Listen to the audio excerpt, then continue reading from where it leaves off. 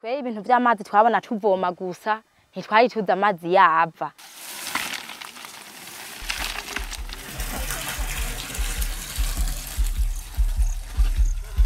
Baranyutse ingene urutsinga rwafaze ruzana umuriro uvuye muri interrupteur ndabona kuntu nete ndayiteranye na nete nyene faze nkayiteranye na faze nkabona kuronka umuriro.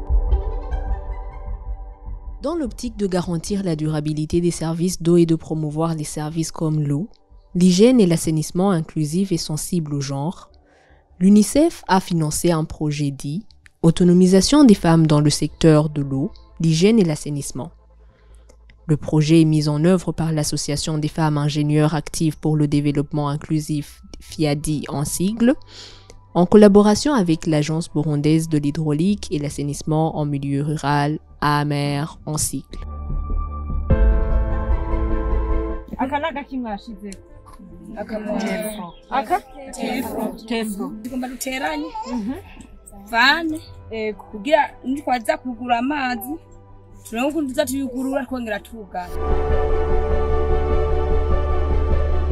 FIADI, c'est une association des femmes ingénieures qui se sont regroupées en 2018 pour vraiment motiver les jeunes filles d'embrasser les métiers d'ingénieur et aussi participer dans les projets de développement tant que femmes ingénieures pour mettre à la disposition de la population nos compétences et notre force pour contribuer au développement durable de notre pays. Ils ont pu quand même voir comment chaque partie d'un réseau fonctionne et ils ont beaucoup participé, que ce soit dans l'identification des pannes et puis après, elles-mêmes maintenant, elles arrivent à proposer des solutions.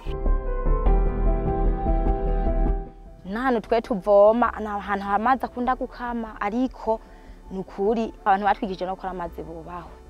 Twaragiye ahantu bita kwisoko barahatwereka turahabona baratwereka n'ahantu amazi ashikira aho bita muri chambre de départ baratwigisha ahantu bita muri chambre d'equilibre ahantu amazi agabanyiriza umuvuduko baratwereka kuntu tubaka amatangisi baratweretse ingene bubaka amashambre baratwereka guteranya amavane baratwigisha byinshi. Avec un nombre considérable de réseaux d'adduction en eau potable de la commune Marangara, le projet a pour objectif l'autonomisation des filles et des femmes autour des métiers d'eau afin de créer une main-d'œuvre suffisante ainsi que l'appropriation des infrastructures hydrauliques par les bénéficiaires. Nukuri ndabona ico nungutse ubu amazi wacu yahora tabagurika nkabona ariko aratemba nkabona umengo ntaco ndabivuzeko nkabona umengo nta nico bimbwiye nta nico bintwaye ariko gushika uno munsi itwiyo numvise ihemye gusa camvyuka kuraba kubera twabyize kubikora ubu neza amazi nzoyacako niyo nzoba ndahandi hantu nzohiga umufame bigishije nkanje tuvuga ati ngo dukorana amazi arike gusesekara. Dans le cadre de ce même projet, 4 associations ont été créées à Chindoni, Nyamugari, Giheta et Marangara pour l'autonomisation et l'accompagnement des femmes bénéficiaires dans les actions entrepreneuriales par la création des activités génératrices de revenus comme la production de savon pour réduire les maladies hydriques, l'installation et la commercialisation des kits solaires pour la promotion de l'énergie verte, l'épargne et le crédit, et la protection contre l'exploitation et les abus sexuels dans le cadre du PAS. La mise en place d'un réseau de femmes championnes de l'environnement pour la préservation de l'environnement, la ressource d'eau et les écosystèmes. Ku masoko y'amazi hategwa ibiti bibana n'indimo. Ivyo navyo ni migerevariyo, izi kariyandra mubona, izi imisave, imihumure, ivyo vyose mubona bisanzwe biba mu matongo.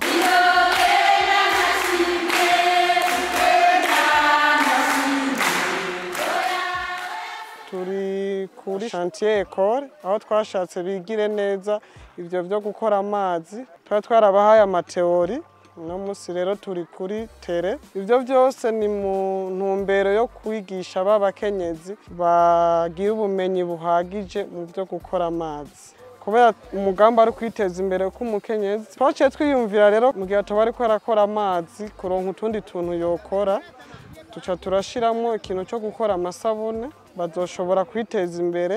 Turashiramwo n'ikindi gukoresha umuyagankuba uvuye ku mishwarara y'izuba. Duca dufata urutsinga rwa prise tukaruzana muri fizible koha continue. Urutsinga rwa mwe ariko nece ca turuzana muri regulateur canatsa nkatsa no ngaho urabona ni mujisha. Tugiye kuri vibe. Kagira n'amatara abiri, kagira na sentati.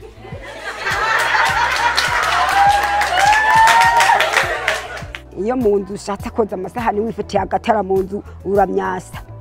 Bo ukayoza amasahani uyabona. Iyo mushatse gufungura utuboga mwarose uracana. Abana bagakoranira ku meza habona kabisa. Kugira ngo turonke isabune nuko tuba dufise amavuta y'imize kagira aside n'amazi. Isabune yacu twakoze ngaha twakoresheje amavuta y'imize angana n'ibiro 60. Le projet a également pris en compte les femmes à besoins spécifiques et les femmes marginalisées.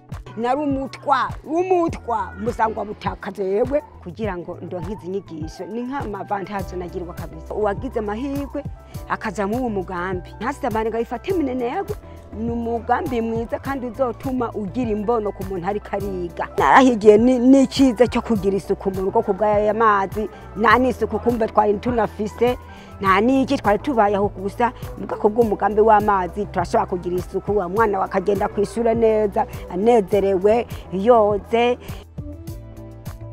Ndashimira cyane rishirahamwe ryatwigishije ibi bintu bijanye n'amazi meza. Nabonye ko ari ibintu bizombera ngira kamaro. Amazi arashobora gupfa bakantuma ko ati nguze kuturabira aho ngendana ubumuga ndashobora kubwira umuntu utifatira kugira ngo nugare. Urabona uyu mubiri wacu ni ibintu bya mbere bya nk'umwanda. Burya iminota 2 ubucafuye. Urabona nk'amazi aragutuma umubiri wawe uhema. Cyangwa gahuzu ukakamesura.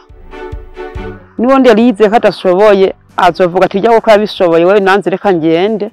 Nze ndi kubumenye gake gake ni nabona nanze kwadutumyeko badosanye nabimenya. Nous sommes tellement très fiers de ce qu'elles ont pu déjà démontrer dans un peu de temps qu'elles ont eu pour suivre la formation. S'il y a une panne qui se déclenche sur un des réseaux qui sont dans leur entourage, elles sont capables de les réparer sans notre intervention. Umugambi ukiza yaraje arambwira ati badusabye kwiga inyigisho z'ibijyanye no gukora amazi, arambwira ko bizemwe n'ibindi byo gukora amasabune n'amatara. Umugambi je narawushimye, acitse intege nkamutera intege, nabona ko kuba afise izo nyigisho bifise icyo byotwunganira mu muryango. Ababanyi batanguye kubona amasabune ayazana barazihurumbiye cyane. Tumenyere turonka abafundi b'abagabo ariko ubu FIAD yarakoranye n'ishirahamwe UNICEF iriko irafasha kugira dushobore kuronka abakenyezi bashobora kubaka canke bagasanura imigende y'amazi. Turabikunda inyigisho ziriko ziragenda turabonamwo ababishoboye cyane mbere nibaza badorusha n'abagabo kubikora. Simiye FIAD ku migambi yazanye ndikengurukiye cyane sinyiri hahandi. Oya narazutse ndazunzuka kabisa. Turanakenguruka cyane projet FIAD kuba yarahisemo ino komine, ariko turakenguruka cyane ibikorwa byo kwiteza imbere abakenyezi baronkejwe kubijanye no gukora amazi. Turakenguruka kudusanganwe abakozi mu mazone ya Nyamugani na Giheta gusa, ariko ubu mu mazone yose bariho baronka izo nyigisho n'ikimenyamenya. Hariho umugeno ngaha barawusanuye, umugeno murana ngene barawusanuye, barimo bariga kandi birameze neza. Nka zone c'Indonyi hariho amarobine atakora, ubu harimo amazi, nivyo kwishimira.